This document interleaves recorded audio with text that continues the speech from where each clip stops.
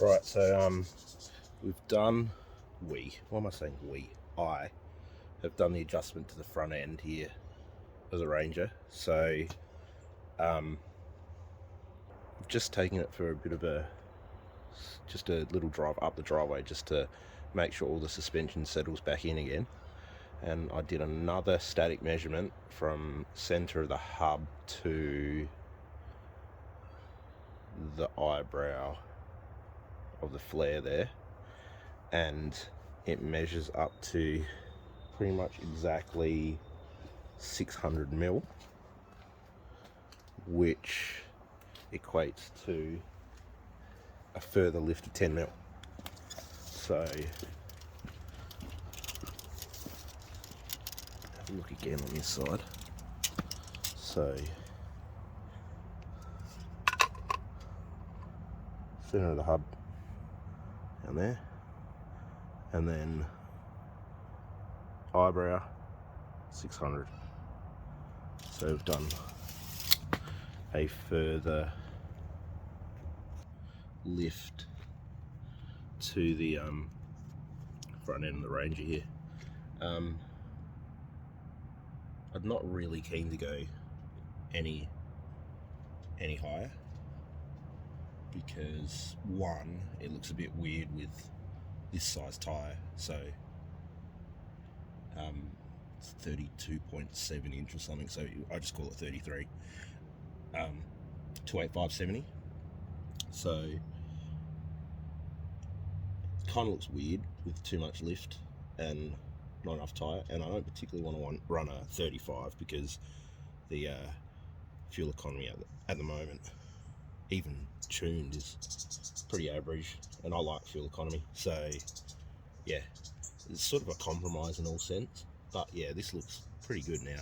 And what I also like here is look at the positioning of the standard upper wishbone is actually still pretty good. I've seen some, particularly the vehicles that have real short wishbones, these sit in terrible position, like they're pointing down, like towards me. This is still reasonably neutral, just a little bit of downhill towards me. But you know what, the reason why I don't want to go excessive lift is I like a bit of down travel, and I see all these pictures, videos, reels, whatever you want to call them, of vehicles that have 5-6 inches of lift, and then they go full driving and they actually don't have any down travel at all. It's just the suspension's maxed out. So they're posers, personal opinion. I want to be functional. I want this suspension to still be able to go up and down, travel up, and also droop as well. So it's a compromise, and I'm fine tuning it right now. But what I found between the Colorado and the Ranger, standard upper control arms in the Ranger, even with this much lift, yeah, don't quote me on this, I'll correct myself if I'm wrong, but I think we're at somewhere around over 3 inches now from my standard height. This positioning is way better than even an aftermarket control arm in a Colorado. I had aftermarket control arms in the Colorado, and the fall from the mounts, body mounts, to the ball joint here is heaps more on a Colorado. So tick for the Ranger, I suppose. Like, that's a reasonably good position for a ball joint right there. Well, in my opinion anyway.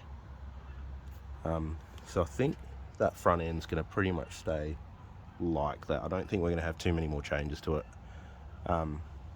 600 mil hub to eyebrow.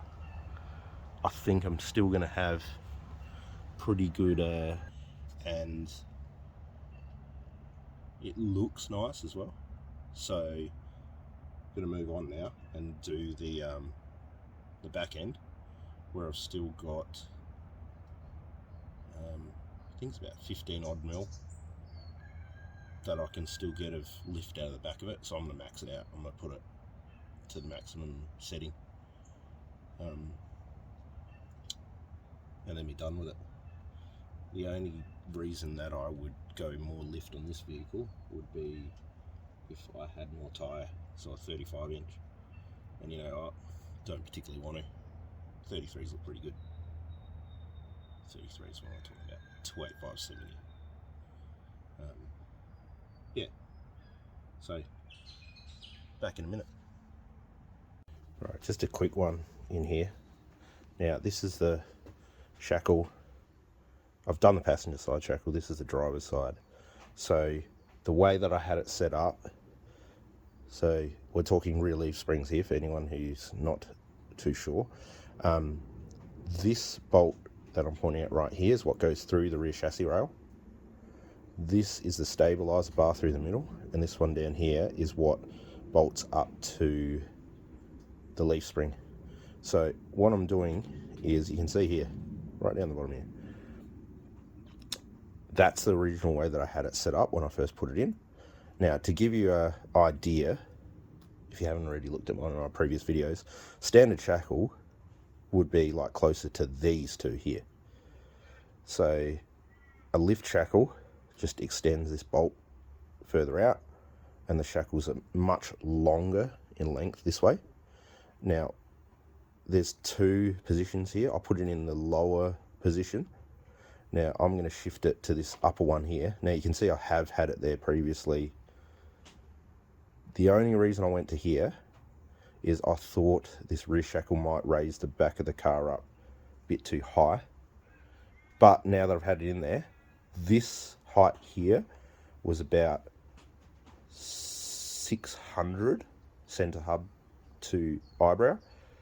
Now this is going to add, I'm going to say approximately 15-ish mil more to go to here. Maybe not too noticeable naked eye, but we'll see how we go.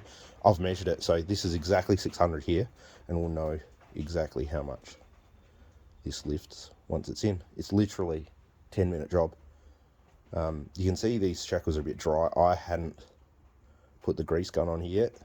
I'm going to do it now, and I have done it to the other side, so these are all greased up correctly now. But yeah, I'm moving this to here,